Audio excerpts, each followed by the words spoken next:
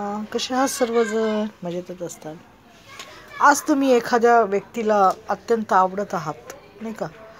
आणि ती व्यक्ती तुमचं सर्व ऐकते आणि तुम्ही त्या व्यक्तीचं ऐकता, म्हणजे तुमच्यात काहीतरी बॉन्डिंग आहे आणि तुम्ही एकमेकाच्या फार सानिध्यात आहात. तुम्ही खूप वेळ त्या एकमेकात घालवला आहे आणि त्यामुळं ते तुमचं झालेलं आहे.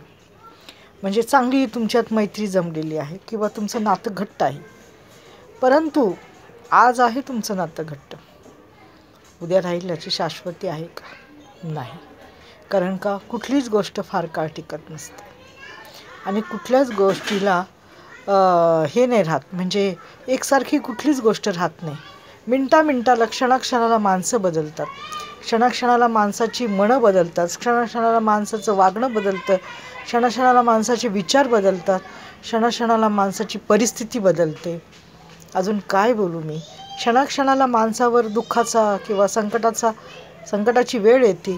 त्यामुळं माणूस त्या परिस्थितीनुसार कोणाला एकदम काही पटकन बोलून जातं आणि नातं तिथेच तुटलं जातं. आमच्या शेजारी एक बाई होती, पाटीलबाई, सरूबाई पाटील. मला तिची खूप आठवण येते. ती वारली आता, परंतु ती म्हणायची, अगं मीने गोडातले किडे पडतात, अशी बोलायची मला नेहमी. जर एखाद्या दोन बायका अशा बोलत असल्या आणि त्या म्हणजे काहीतरी कोणाविषयी बोलत असल्या, तर ती नेहमी म्हणायची, बाहेरच बसायची म्हणजे दरवाजात, आणि मी अशी चालले की मला म्हणायची, इकडे. मी म्हणायचे, काय सांगा ना, बोला ना, काय पाहिजे तुम्हाला, काय आणायचं का? अगं मला काय नाही आणायचं म्हणायची. लय गोड असलं ना, लय गोडात किडे पडतात, म्हणून बाई आपलं ना जास्ती कोणाशी नको. मी खूप अनुभव घेऊन बघितलेले. तर असं असतं बघा.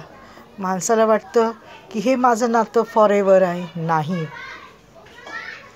जर समोरच्याने तुम्हाला तुमच्याबद्दल मनात काही विचार असतील वाईट, किंवा तुम्ही त्याला एखाद्या वेळेस हेल्प नाही केली, किंवा तुम्ही त्याला काही दिलं नाही, किंवा तुम्ही त्याच्या वेळेला गेला नाही, किंवा त्याचा फोन उचलला नाही, किंवा तुम्ही त्याला उद्धट उत्तरं दिली, किंवा त्याच्या शब्दाला तुम्ही किंमत नाही दिली, तर ते तिथंच होतं.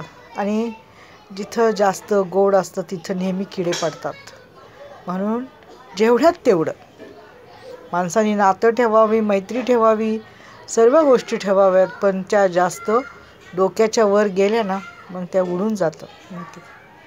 म्हणून आहे तिथं सर्व ठीक ठेवावं. जास्त पण एखाद्याच्या म्हणजे संगतीने कशी सलगी करू नये आणि माणसाच्या डोळ्यावर येऊ नये. मग माणूस म्हणाल, अरे ह्यांचं तर इतकं गोड होतं, मग आता कसं काय ह्यांच्या गोडात किडे पडले? तर असं बोललंच जातं मागून, माहिती का? आणि हे होतं, खूप वेळा होतं.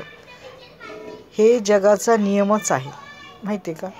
त्यामुळं माणसाने मैत्री ठेवावी, नातं ठेवावं, एखाद्याच्या घरी जाणं येणं ठेवावं, पण जेवढ्यात तेवढं. हो की नाही? पटतंय का माझं तुम्हाला? पटत असलं तर घ्या, नसेल पटलं तर सोडून टाका. नसेल आवडत व्हिडिओ तर वर ढकला. माझं काही त्यात वाईट नाही, मला वाईट वाटण्यासारखं कारण काहीच नाही.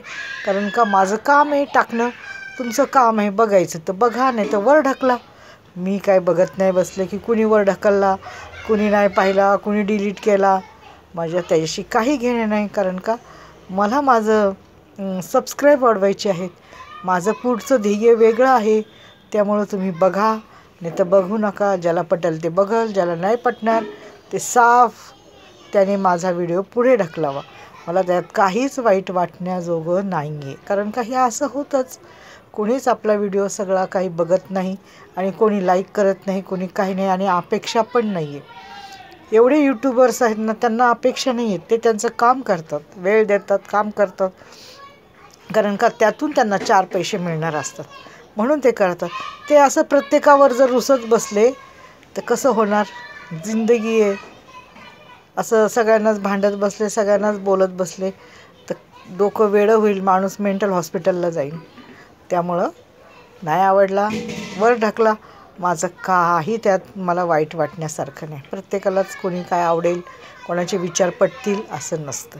प्रत्येकाची विचार करायची पद्धत वेगळी आहे, हो की नाही? तर सर्वांना बाय, धन्यवाद.